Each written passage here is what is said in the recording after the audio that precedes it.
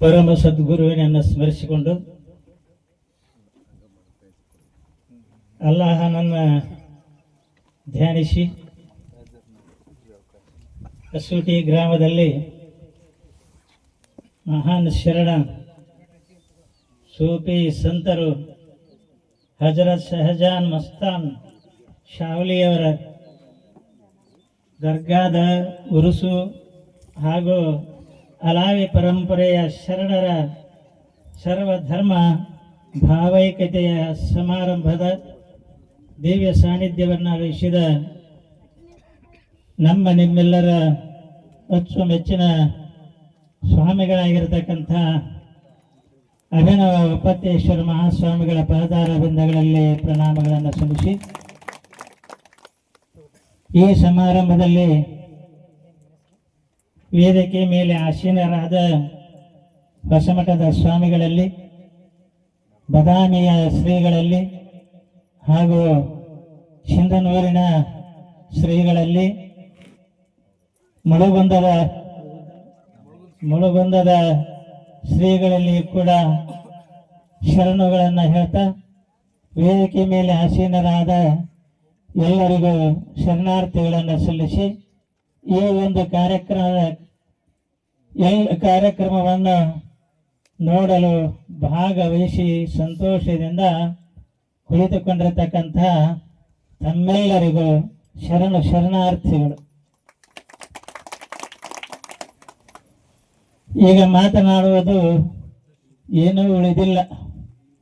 ನಮಗ ಅತ್ಯಂತ ಪ್ರೀತಿಯಾಗಿರತಕ್ಕಂಥದ್ದು ಮುಳುಗುಂದ ಶ್ರೀಗಳು ಮತ್ತು ಸಿಂಧನೂರ ಶ್ರೀಗಳು ಹೇಳಿರತಕ್ಕಂಥ ಒಂದು ಉಪದೇಶದ ಮಂತ್ರ ಏನದವಲ್ಲ ಅವನಷ್ಟೇ ನಮ್ಮ ಜೀವನದಲ್ಲಿ ಅಳವಡಿಸಿಕೊಂಡು ಬಿಟ್ರೆ ಸಾಕು, ಉಳಿದವ್ರು ಯಾರು ಮಾತಾಡೋದ ಅವಶ್ಯಕತೆನೇ ಇಲ್ಲ.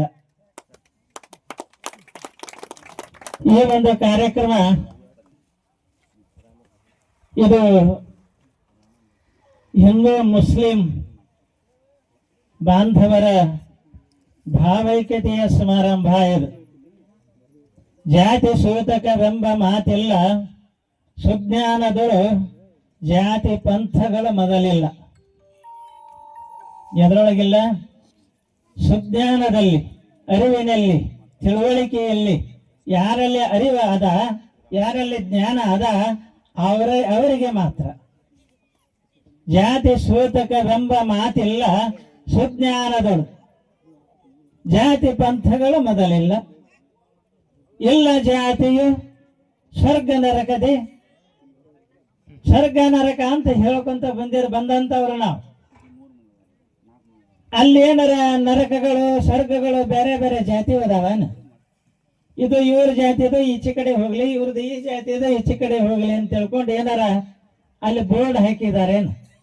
ಎಲ್ಲ ಜಾತಿಯು ಸ್ವರ್ಗ ನರಕದೆ. ಅಲ್ಲೇ ಇಲ್ಲ. ಯಾವತ್ತಲೂ ಶರಣರು ಸಂತರು ಏನದಾರಲ್ಲ ಶಿವಯೋಗಿಗಳು, ಇವರಲ್ಲಿ ಜಾತಿಯ ಮಾತೇ ಇಲ್ಲ. ಮಾನವ ಕುಲ, ಮನುಷ್ಯ ಜಾತಿ, ಇದು ಒಂದು ಮನುಷ್ಯ ಜಾತಿ. ಈ ಮನುಷ್ಯ ಜಾತಿಯೊಳಗೆ ನಾವು ವಿಂಗಡಣೆಯನ್ನ ಮಾಡಿರ್ತಕ್ಕಂಥವ್ರು ಯಾರು ಅಂದ್ರೆ ಅಜ್ಞಾನಿಗಳು ಮಾಡಿರ್ತಕ್ಕಂಥದ್ದು. ಸುಜ್ಞಾನಿಗಳು ಅಲ್ಲ, ಅಜ್ಞಾನಿಗಳಿಗೆ ಮಾತ್ರ ಇದು ಜಾತಿ ಅನ್ನತಕ್ಕಂಥದ್ದು. ಆ ಜಾತಿ ಇದ್ದಿದ್ರೆ, ಆ ಜಾತಿಯ ಒಂದು ಅಭಿಮಾನ ಇದ್ದಿದ್ರೆ, ಆ ಜಾತಿಗೆ ಹೊಂದಿಕೊಂಡಿದ್ರೆ ಇವತ್ತಿನ ದಿವಸ ಈ ದರ್ಗಾ ನಿಲ್ಲುತ್ತಿದ್ದಿಲ್ಲ, ಏರ್ಪಾಡಾಗ್ತಿದ್ದಿಲ್ಲ. ಈಗೇನ ನಾವು ಬಂದೇವಲ್ಲ, ವರ್ಷ ಮಾಡ್ತಾ ಇದ್ದೇವಲ್ಲ, ಇದನ್ನ ಮಾಡಿರ್ತಕ್ಕಂಥವ್ರು ಯಾರು? ಇದನ್ನ ತಯಾರು ಮಾಡಿರ್ತಕ್ಕಂಥವ್ರು ಯಾರು? ನಮ್ಮ ರಾಮಣ್ಣ ಯಾರು? ನಮ್ಮ ಮಾಂತಯ್ಯನವರು ಯಾರು? ಆಮೇಲೆ ಕರುಗುಳಿ ಮಲ್ಲಪ್ಪ ಯಾರು? ಇವರು? ಆ ಒಂದು ಸ್ವಾಭಿಮಾನ, ತಮ್ಮ ಜಾತಿಯ ಸ್ವಾಭಿಮಾನ, ತಮ್ಮ ಕುಲದ ಒಂದು ಸ್ವಾಭಿಮಾನ ಅವರಲ್ಲಿ ಇದ್ದಿದ್ರೆ ಈ ಯಾವ ದರ್ಗಾ ತಯಾರಾಗ್ತಿದ್ದಿಲ್ಲ. ಇದನ್ನ ನಾವು ತಿಳ್ಕೋಬೇಕಾಗಿರುವಂತಹದ್ದು.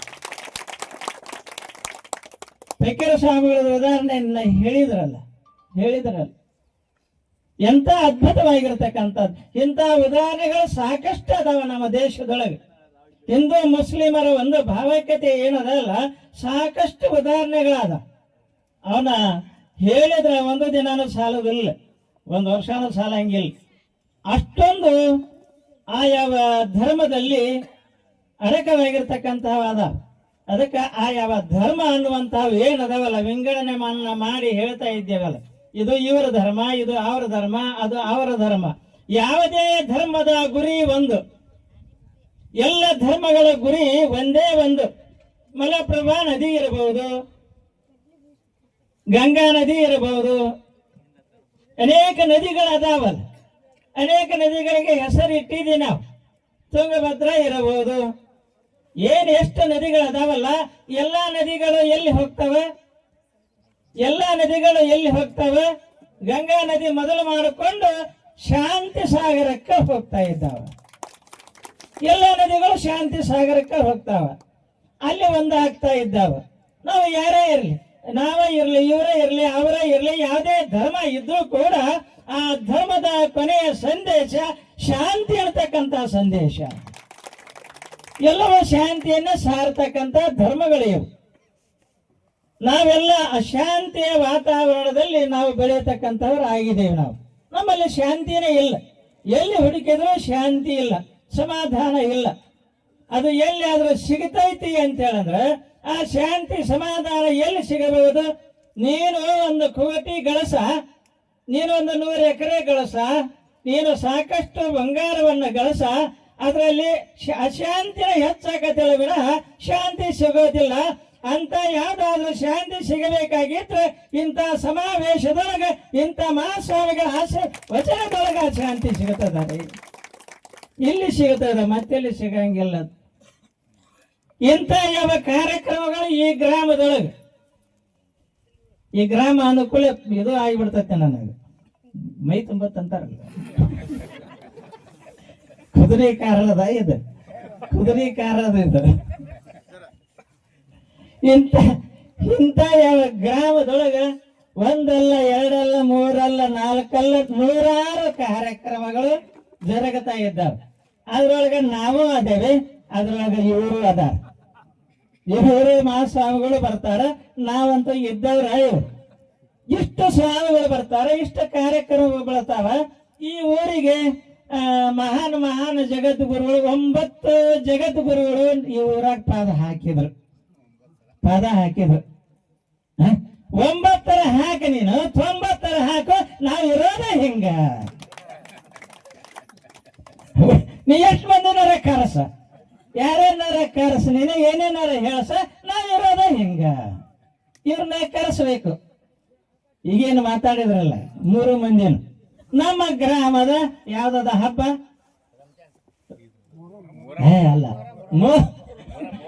ಮೊಹರಂ ಹಬ್ಬಕ್ಕೆ ಕರೆಸಬೇಕು. ಮುಂದೆ ಇವ್ರನ್ನ ಕರ್ಕೊಂಡು ಹೋಗ್ಬೇಕು.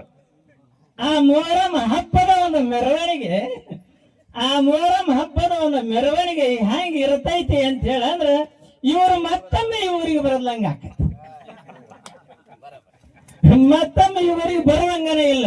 ಹಂಗ ಮೊಹರಂ ಹಬ್ಬ ಆಚರಣೆ ಮಾಡ್ತಾರ.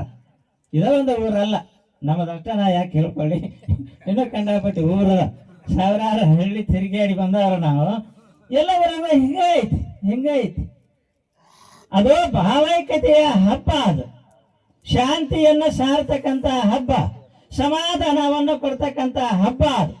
ಅಂತ ಹಬ್ಬದೊಳಗ ನಾವು ನೋಡಿ ಬಿಟ್ರೆ ಅವತ್ತು ನಾವು ಊರಿಗೆ ಹೋಗಿರ್ತೀನಿ. ದೇವರು ಹೇಳ್ತಾವ ಅಂತ ಹೇಳಿದ್ರೆ ನಾ ಎದ್ದಿರ್ತೀನಿ. ಯಾಕಂದ್ರೆ ಅವ ಮೈಕ್ ಹಚ್ಚಿ ಅಲ್ಲೇ ಅಲ್ಲ, ಮುಸುತಿನ ಮಠ 2 ಅಂದಾದವು ಮೈಕ್ ಹಚ್ಚಿ ಅಶ್ಲೀಲವಾಗಿರ್ತಕ್ಕಂಥ ಪದಗಳು.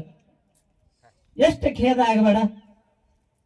ಮೊಹಮ್ಮದ್ ಪೈಗಂಬರರು ಏನು ಸಾರಿದ್ರು, ಸೂಫಿ ಸಂತರು ಏನು ಸಾರಿದ್ರು, ಅಂತ ಸಾರಿದಿರ್ತಕ್ಕಂಥ ಹಬ್ಬವನ್ನು ನಾವು ಆಚರಣೆ ಮಾಡ್ತೇವೆ. ಅಂತ ಹಬ್ಬದೊಳಗ ಇಂಥ ಕೆಟ್ಟ ವಾತಾವರಣ ನಿರ್ಮಾಣ ಆಕತ್ತಲ್ಲ ಅಂತ ಎಷ್ಟು ನೋವಾಕತಿ. ನೋವಾಗೋದಿಲ್ಲ, ಬಹಳ ನೋವಾಗತ್ತೆ. ಅಪಚಾರವನ್ನ ಮಾಡ್ತಾರಲ್ಲ ಪಾಪಿಷ್ಟರು, ಅದಲ್ಲ ಅದನ್ನ ಕೇಳ್ತಕ್ಕಂಥವ್ರ ಪಾಪಿಷ್ಟ್ರ ಅಂತ ನಾವು ಊರಿಗೆ ಹೋಗ್ಬಿಡ್ತೀವಿ. ಅದಕ್ಕೆ ಒಟ್ಟು ಸಂಸ್ಕಾರ ಬೇಕು.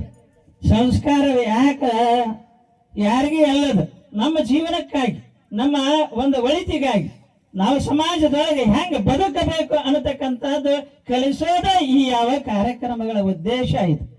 ನಮ್ಮ ಬದುಕು ಎಂಥದ್ದಿರ್ಬೇಕು, ನಮ್ಮ ಬದುಕು ಹಸನ ಆಗ್ಬೇಕಾದ್ರೆ ಏನು ಮಾಡಬೇಕು? ಅದಕ್ಕಾಗಿ ಇಂಥ ಒಂದು ಕಾರ್ಯಕ್ರಮ ನಮ್ಮ ಇದು ಈ ಎಲ್ಲ ಶ್ರೇಯಸ್ಸು, ಈ ಕಾರ್ಯಕ್ರಮದ ಶ್ರೇಯಸ್ಸು ಹಿಂದೂ ಆಗಿರ್ತಕ್ಕಂಥ ಯಾವ ರಾಮಣ್ಣ ಹೊಂಬಳ ಎಲ್ಲಿದೆ ಬೈಲ್ ನೋಡ್ಲಿ ಅವ್ರು ನಿನ್ನೋಟು. ಈ ಯಾವ ವ್ಯಕ್ತಿ ಏನಲ್ಲ, ಈ ವ್ಯಕ್ತಿ ಈ ದರ್ಗಾವನ್ನ ನಿರ್ಮಾಣ ಮಾಡಿ ಆ ಯಾವ ದೇವಿಯ ಮೊಹರಮ್ಮದ ಸಾರಥಿಯಾಗಿ ಇವ ಮೆರೀತಕ್ಕಂಥವನಾಗಿದ್ದಾನೆ ಆ ಸೂಟಿ ಗ್ರಾಮದ. ಅದರ ಜೊತೆಗೆ ನನಗೆ ತುಂಬಾ ಅಭಿಮಾನ. ಯಾರು ನಮ್ಮ ಮಾಂತಯ್ಯನವರು ಅವಾಗ ಸಾರಥಿ, ಏನು ಇವಾಗ ಅವ ಸಾರಥಿನ, ಇಬ್ರು ಏನದಾರಲ್ಲ ಇವರು ಮಾಂತಯ್ಯನವರು, ಆಮೇಲೆ ರಾಮಣ್ಣವರು ಈ ಯಾವ ಮಸೀದಿಯನ್ನ ದರ್ಗಾ ತಯಾರು ಮಾಡಾಕ ಕಂಕಣಬದ್ಧರಾಗಿ ನಿಂತಿರ್ತಕ್ಕಂಥವ್ರು. ನೀವು ಯಾರು ಬಂದಿರಪ್ಪ? ಎಷ್ಟು ಮಂದಿ ಇದೀರಿ ಅಲ್ಲ? ಅದಕ್ಕೊಂದು ಕಲ್ಲಿಟ್ಟಿರ, ಸುಣ್ಣ ಹಚ್ಚಿರ? ಯಾರಿಗೆ ಹೇಳಕತ್ತೀನಿ ನಾನು? ಏನ್ ಮಾಡಿರಿ ನೀವು? ಎಲ್ಲಿ ಏನೋ ಮಾಡೋದನ್ನ ಎಲ್ಲಿ ನೀವು? ಯಾರೇ ದೇವ್ರು ಹೊಡುವಾರ, ಯಾರೇ ಹಾಕಿ ಹೊಡುವಾರ, ಯಾರ ನಾವು ಓದ್ ಹಾಕಿ ಸಕ್ಕರೆ ತಗೊಳ್ಳುವಾರ? ಯಾಕಪ್ಪ ಹಿಂಗ ಆಗಿಬಿಟ್ಟದೆ? ಅಗದಿ ಸರಳ ಆಗದಲ್ಲ, ಸರಳ ಆಗೈತಿ. ಅದಕ್ಕಾಗಿ ಕುದುರೆಕಾರರು ಅಂತೇಳಿ ಅಂದ್ರೆ ಆಗಲೇ ಅಜ್ಜ ಅವ್ರು ಹೇಳಿದ್ರು, ದೇವರನ್ನ ಹೊರುವವರು ಕುದುರೆಕಾರರು. ಯಾರು ಯಾರಿಗೆ ಇಷ್ಟ ಆಗ್ತಾರ? ನಮ್ಮೂರೊಳಗೆ ಒಂದು 7,000 ಜನಸಂಖ್ಯೆ ಐತಿ, ಇವರ 3 ಮಂದಿ ಇದಾರ? ದೇವ್ರ ಹೊರಕ್ಕೆ ಇವರ 3 ಮಂದಿ ಅದಾರ? ಇಲ್ಲ. ಆ ದೇವರು ಯಾರಿಗೆ ಒಲಿಮೆ ಆಕೈತೆ ಅವರನ್ನು ಅಷ್ಟ ಆರಿಸುವಂತದ, ಮತ್ತೆ ಯಾರನ್ನ ಆರಿಸಿಕೊಳ್ಳೋದಿಲ್ಲ ಅವರು.